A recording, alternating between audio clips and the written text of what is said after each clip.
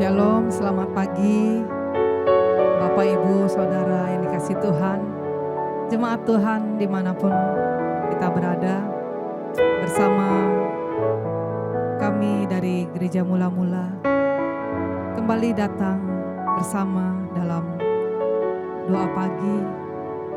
Kita bersyukur buat kasih penyertaan Tuhan sepanjang kita beristirahat. Pagi ini kita datang kepada Bapa kita di surga, sumber segala kehidupan. Kita mau datang, kita mau bersyukur buat kasih-Nya, buat kekuatan yang baru yang Ia berikan buat setiap kita yang mencari-Nya dengan sungguh. Kuduskan kami ya Tuhan dengan darah-Mu, supaya setiap kami layak menghadap hadirat-Mu. Kerinduan kami, rasa haus dan lapar kami akan Engkau. Kiranya Engkau puaskan kami pagi ini dengan hadirat-Mu. Hadir bersama kami ya Bapa, Tuhan Yesus dan Roh Kudus yang manis. Terima kasih, terima kasih. Ya, setiap kami boleh memandang dengan hati yang percaya bahwa segala pertolongan hanya datang daripada-Mu. Karenanya kami mau menguatkan hati kami, menguatkan iman kepercayaan kami kepada-Mu. Kami yang datang pagi ini, kiranya Engkau memberikan kami kepuasan, kelepasan, dan Kau berkarya atas hidup kami Tuhan. Haleluya. Terima kasih. Amin. Saat ku tak melihat jalan-Mu, saat ku tak melihat jalan-Mu, saat ku tak mengerti rencana, namun tetap ku pegang janji-Mu. Pengharapanku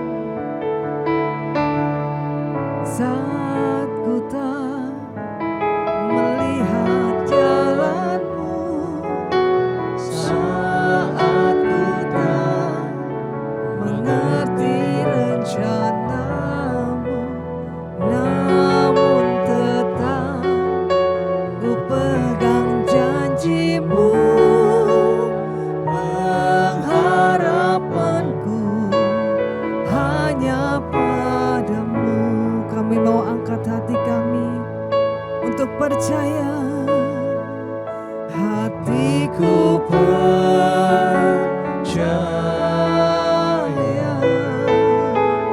hatiku percaya,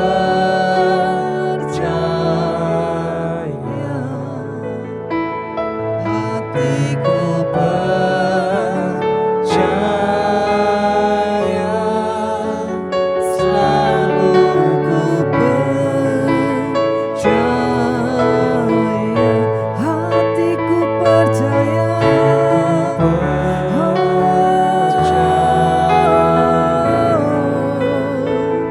hatiku percaya, hati kami percaya penuh, haleluya, selalu ku percaya, hatiku percaya,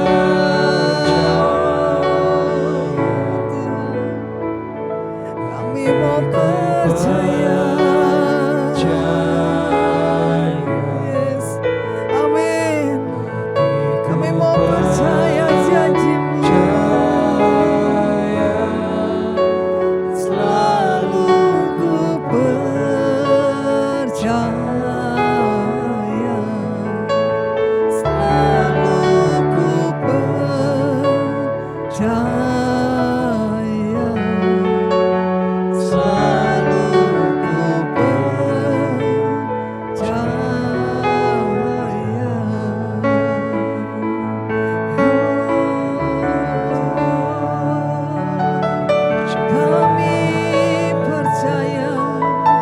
Kami percaya penuh, Kau tak pernah tinggalkan kami. Percaya janji-Mu, percaya firman-Mu. Haleluya, terima kasih buat kesetiaan-Mu, buat pertolongan-Mu. Sungguh kami bersyukur, Kau selalu ada. Kau Allah yang tak pernah ingkar, Kau Allah yang setia, pribadi yang kami percaya, pribadi yang kami kenal. Allah yang mulia, Allah yang hidup. Terima kasih. Haleluya. Mari saudara, mari Bapak Ibu, jika hari ini engkau datang dengan pergumulan yang mungkin tidak ada jalan keluar, pandang Dia, Allah kita, sumber pertolongan yang dapat kita percaya. Tetaplah setia di dalam iman, tetap setia di dalam janji-Nya. Nantikanlah, bertahanlah dan bertekunlah, karena Ia akan memberikan di waktu yang tepat. Haleluya. Nyatakan kasih-Mu, nyatakan bagi kami yang mencari-Mu. Haleluya, Tuhan. Terima kasih.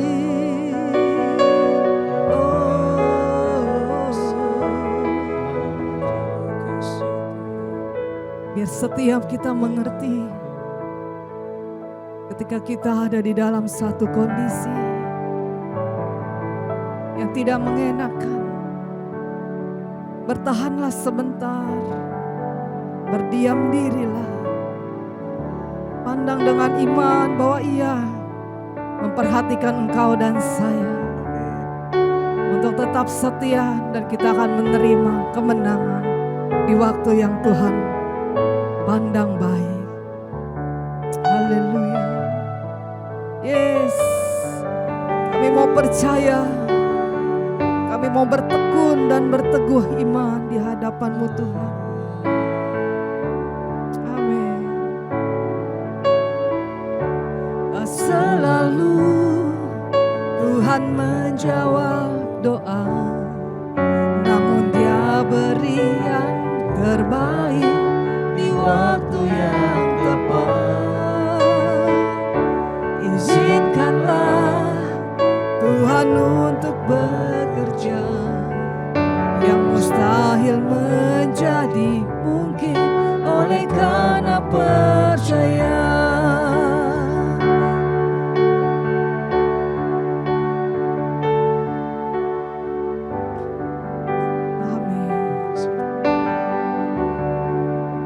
Katakan kembali.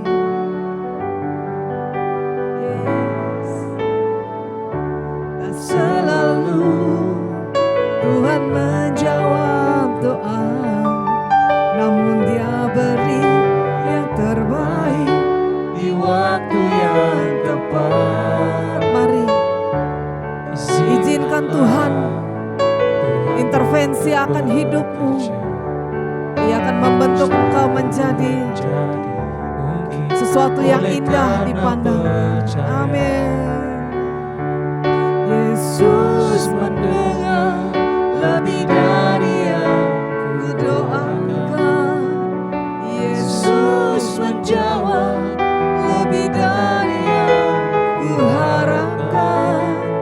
Dengan caranya di waktu yang tepat, ku kan melihat Dia jadikan semua. Yesus mendengar, Dia dengar seruan doamu, Dia mendengar keluh kesahmu, Dia melihat air matamu, Dia tampung di dalam kirbatnya. Yes, jadikan semua indah di pemandangan. Mari angkat hatimu. Yesus mendengar lebih dari yang kudoakan. Yesus menjawab lebih dari yang kuharapkan.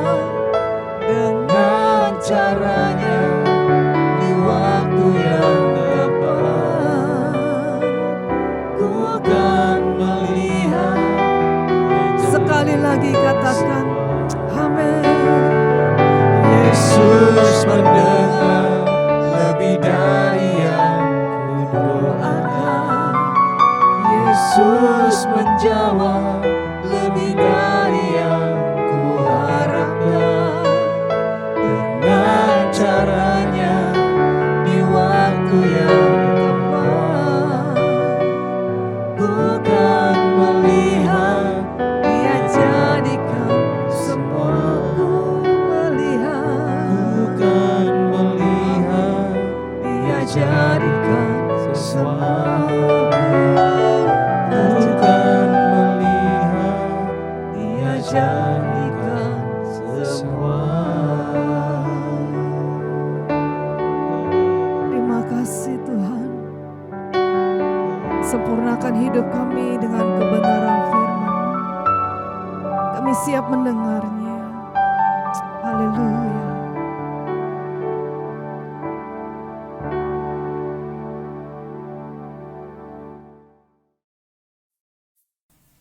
Selamat pagi Bapak Ibu Saudara sekalian. Shalom untuk kita semua. Saudara, mari kita tundukkan kepala lebih dahulu sebelum kita mendengarkan pesan di pagi hari ini. Mari saudara. Bapa di surga, terima kasih, kami selalu mengucap syukur kalau kami masih punya waktu untuk belajar. Begitu Tuhan mengasihi kami, terima kasih. Ampuni segala kesalahan kami selama ini.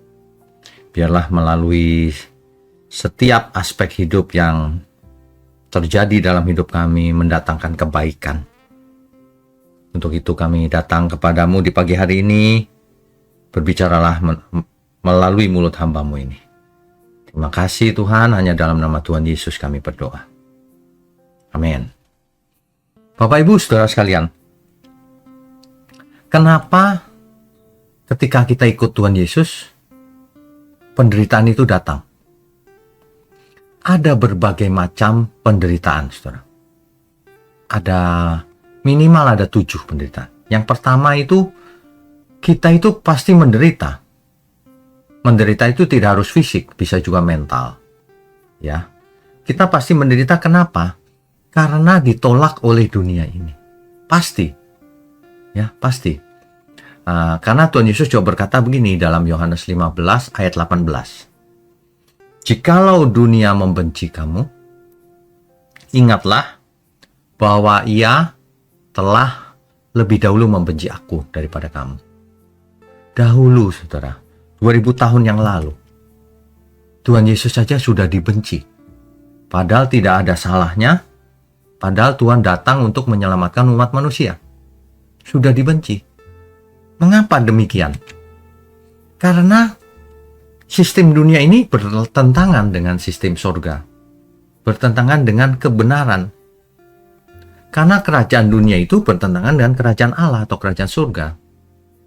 Ya, itu sebabnya jika seseorang hidup benar di dalam Tuhan Yesus, maka secara otomatis orang yang melakukan dosa akan terganggu. Secara otomatis orang yang korupsi akan merasa terganggu. Orang yang hidup dalam dosa merasa terhakimi.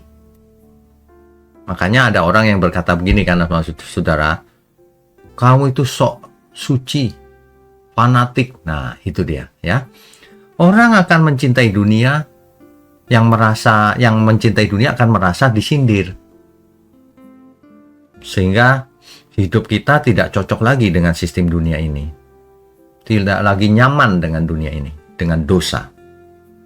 Tidak lagi ikut arus atau kompromi. Ya. Akibatnya jelas, dianggap aneh, dianggap fanatik, dianggap kolot, dan sebagainya. Nah, itulah penderitaan yang pertama. Datangnya dari teman-teman kita sendiri, orang dekat kita, dan orang lain tentunya. Orang percaya itu tidak perlu menyerang siapapun, tetapi orang dunia akan merasa terserang dengan kehadiran orang percaya. Sebab sistem nilainya beda. Harusnya begitu. Nah, kalau orang percaya sama persis dengan orang dunia, lalu apa bedanya? Makanya firman Tuhan berkata, berubahlah oleh pembaharuan akal budimu, jangan serupa dengan dunia ini. Ya, saudara ya. Kehidupan yang benar itu sendiri sebenarnya menjadi teguran bagi banyak orang. Dan itu dianggap serangan. Dunia ini tidak suka ditegur. Orang zaman sekarang tidak suka ditegur, meskipun salah. Ya. Kenapa demikian? Karena terang itu mengalahkan kegelapan, pasti. Di mana ada terang, dia tidak ada kegelapan. Tuhan Yesus menekankan begini, menegaskan dalam Yohanes 15 ayat 19. Sekiranya kamu dari dunia, tentulah dunia mengasihi kamu sebagai miliknya. Artinya kamu bukan dari dunia ini. Bukan secara fisik ya. Secara fisik kita lahir di dunia ini. Artinya mindset kita itu bukan dari bumi ini harusnya. Ya. Jika seseorang benar-benar hidup bagi Kristus, ya, suatu saat dunia akan berkata, kok kamu beda ya. Dan perbedaan itulah yang menimbulkan penolakan di kiri kanan kita. Ya itu tadi, orang tidak suka kehadiran kita. Tapi orang ini orang yang tidak mau benar.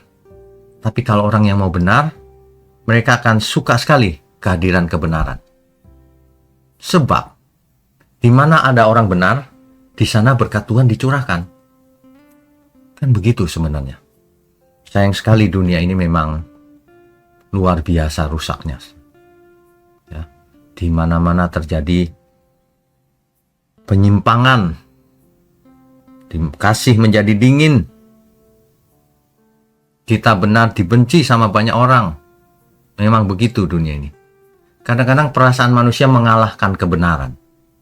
Subjektivitas mengalahkan kebenaran. Kita tidak boleh seperti itu, saudara. Kita harus objektif.